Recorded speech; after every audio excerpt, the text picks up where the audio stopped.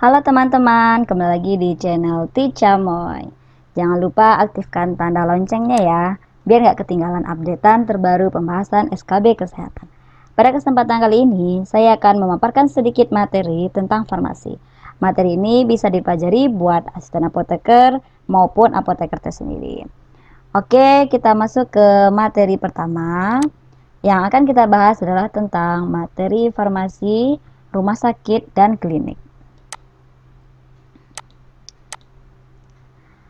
Yang pertama, pelayanan kefarmasian di rumah sakit merupakan bagian yang tidak dipisahkan dari sistem pelayanan kesehatan rumah sakit yang berorientasi kepada pelayanan pasien, penyediaan sediaan farmasi, alat kesehatan, dan bahan medis habis pakai yang bermutu dan terjangkau bagi semua lapisan masyarakat, termasuk pelayanan farmasi klinik.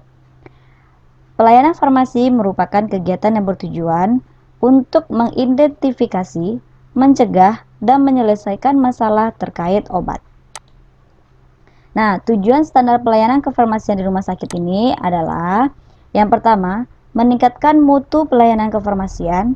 Yang kedua, menjamin kepastian hukum bagi tenaga kefarmasian. Yang ketiga, melindungi pasien dan masyarakat dari penggunaan obat yang tidak rasional dalam rangka keselamatan pasien atau patient safety.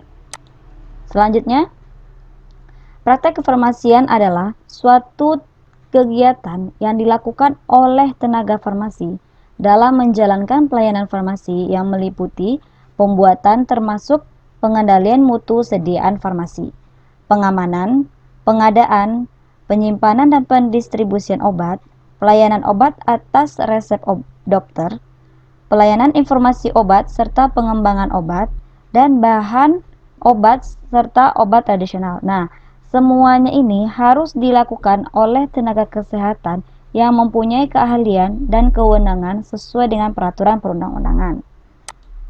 Kita lanjut tentang instalasi farmasi rumah sakit atau yang biasa dikenal dengan IFRS.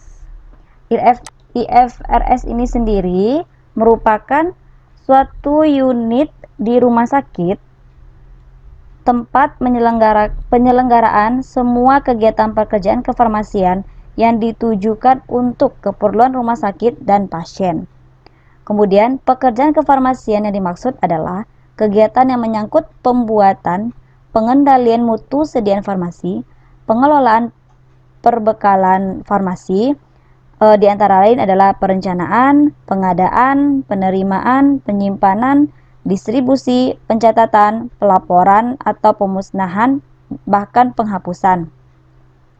Kemudian, IFRS ini merupakan suatu organisasi pelayanan di rumah sakit yang memberikan pelayanan produk yaitu sediaan farmasi, perbekalan kesehatan, dan gas medis habis pakai, serta pelayanan jasa yaitu farmasi klinik, diantaranya ada PIO, konseling, kemudian meso, monitoring terapi obat, reaksi merugikan obat, dan itu semua ditujukan bagi pasien atau keluarga pasien.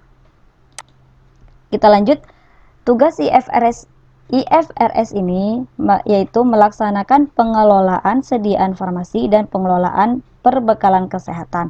Nah, apa saja yang mencakup pengelolaan sediaan farmasi dan perbekalan kesehatan ini? Yaitu ada, nah ini adalah obat, bahan obat, gas medis, dan alat kesehatan. Nah, semuanya ini mulai dari pemilihan, perencanaan, pengadaan, penerimaan, penyimpanan, pendistribusian, pengendalian, penghapusan, serta administrasi dan pelaporannya, dan terakhir harus dievaluasi. Nah, IFRS ini sendiri berperan sangat penting, bahkan sangat sentral terhadap pelayanan di rumah sakit, terutama pengelolaan dan pengendalian sediaan farmasi dan pengelolaan perbekalan kesehatan.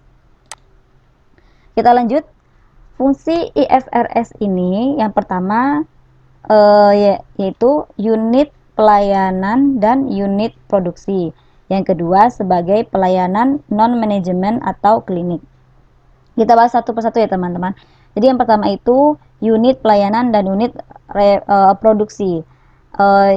Maksudnya di sini adalah pelayanan yang bersifat manajemen atau non-klinik, yaitu pelayanan yang tidak bersentuhan langsung dengan pasien dan tenaga kesehatan lain. Nah, pelayanan IFRS yang menyediakan unsur logistik atau perbekalan kesehatan dan aspek administrasi. Yang kedua, pelayanan non-manajemen atau klinik, yaitu pelayanan yang bersentuhan langsung dengan pasien atau kesehatan lainnya. Nah, fungsi ini berorientasi pasien membutuhkan pemahaman yang lebih luas tentang aspek yang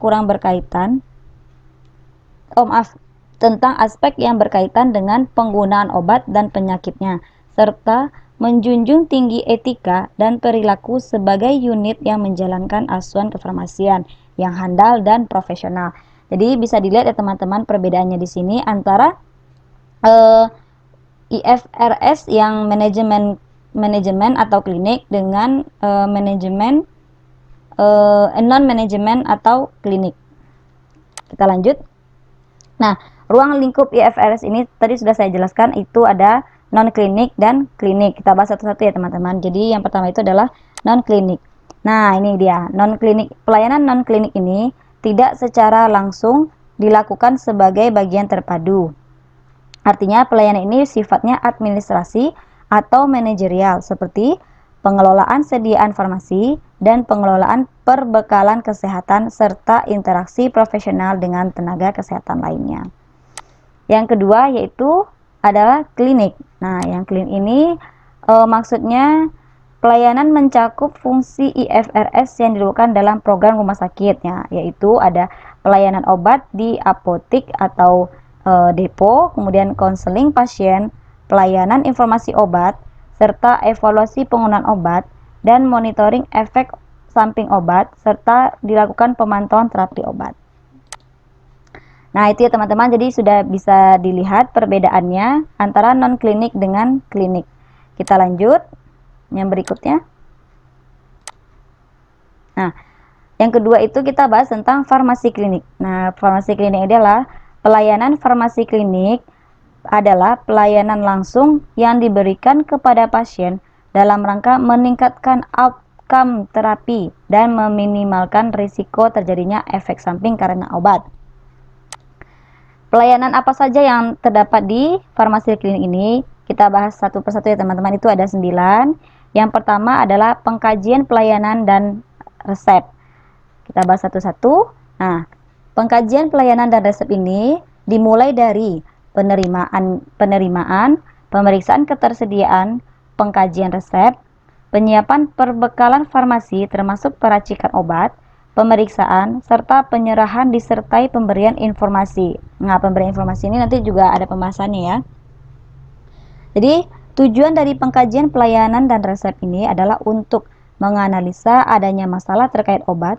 Bila ditemukan masalah terkait obat, harus dikonsultasikan kepada dokter sebagai penulis resep. Oke, kita lanjut ya.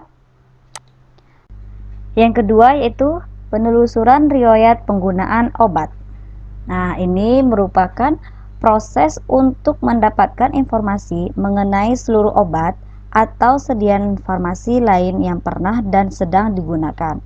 Kemudian, riwayat pengobatan ini dapat diperoleh dari wawancara atau data rekam medik atau pencatatan penggunaan obat pasien. Selanjutnya, yang ketiga yaitu pelayanan informasi obat atau PIO. Kegiatan ini penyediaan dan pemberian informasi, rekomendasi obat yang independen, akurat, tidak bias, terkini dan komprehensif yang diberikan kepada dokter, apoteker, perawat, serta profesi kesehatan lainnya dan pasien serta pihak lain di luar rumah sakit. Kita lanjut yang keempat yaitu konseling obat. Nah, di konseling obat ini merupakan proses diskusi antara apoteker dengan pasien atau keluarga pasien yang dilakukan secara sistematis gunanya untuk memberikan kesempatan kepada pasien atau keluarga pasien mengeksplorasikan diri dan membantu meningkatkan pengetahuan, pemahaman, dan kesadaran, sehingga pasien atau keluarga pasien memperoleh keyakinan akan kemampuannya dalam penggunaan obat yang benar. Tindakan ini termasuk swamedikasi. Tujuan umum dari konseling ini sendiri adalah untuk meningkatkan keberhasilan terapi, memaksimalkan efek terapi, meminimalkan risiko efek samping, kemudian meningkatkan cost effectiveness, dan menghormati pilihan pasien dalam menjalankan terapi. Oke, kita lanjut ya teman-teman. Selanjutnya yang kelima yaitu visite. Nah, visite ini merupakan kegiatan kunjungan ke pasien rawat inap yang dilakukan oleh apoteker secara mandiri atau bersama tim tenaga kesehatan untuk mengamati kondisi klinis pasien secara langsung dan mengkaji masalah terkait obat, memantau terapi obat, dan reaksi obat yang tidak dikehendaki. Nah, di sini meningkatkan terapi obat yang rasional dan menyajikan informasi obat kepada dokter, pasien, serta profesional kesehatan lainnya. Saya kasih contoh sedikit ya teman-teman. Jadi visite ini berlaku di rumah sakit, kemudian puskesmas yang memiliki rawat inap. Misalnya timnya ini adalah dokter, perawat, kemudian kadang-kadang ada ahli gizi dan apoteker itu sendiri. Selanjutnya yang keenam yaitu pemantauan terapi obat atau PTO. Nah, PTO ini merupakan suatu proses yang mencakup kegiatan untuk memastikan terapi obat yang aman, efektif, dan rasional bagi pasien. Tujuannya itu sendiri adalah untuk meningkatkan efektivitas terapi dan meminimalkan risiko ROTD. Kita lanjut. Yang ketujuh adalah monitoring efek samping obat atau MESO. Ini merupakan kegiatan pemantauan setiap respon terhadap obat yang tidak dikehendaki atau ROTD yang terjadi pada dosis lazim yang digunakan pada manusia untuk tujuan profilaksis, diagnosa, dan terapi. Efek samping obat adalah reaksi obat yang tidak dikehendaki yang terkait dengan kerja farmakologi. Selanjutnya, yaitu yang kedelapan adalah evaluasi penggunaan obat atau EPO. EPO ini merupakan program evaluasi penggunaan obat yang terstrukturi dan berkesinambungan secara kualitatif dan kuantitatif. 9 yaitu dispensing sediaan khusus. Maksudnya adalah dilakukan di instalasi farmasi rumah sakit dengan teknik aseptik untuk menjamin sterilitas dan stabilitas produk dan melindungi petugas dari paparan zat berbahaya serta menghindari terjadinya kesalahan pemberian obat. Tujuannya sendiri adalah untuk menjamin fasilitas dan stabilitas produk, melindungi petugas dari paparan zat berbahaya, dan menghindari terjadinya kesalahan pemberian obat. Oke, itulah 9 pelayanan farmasi klinik yang sudah saya jabarkan satu persatu. Semoga teman-teman paham dengan apa yang telah saya jabarkan. Mungkin sekian dulu materi tentang farmasi, rumah sakit, dan klinik. Materi ini saya kutip dari buku bahan ajar farmasi Kementerian Kesehatan bagian Pusdik SDM Kesehatan. Atas perhatian teman-teman, saya ucapkan terima kasih. Semoga materi ini bermanfaat buat teman-teman yang sedang belajar buat SKB. Selamat belajar, semoga sukses.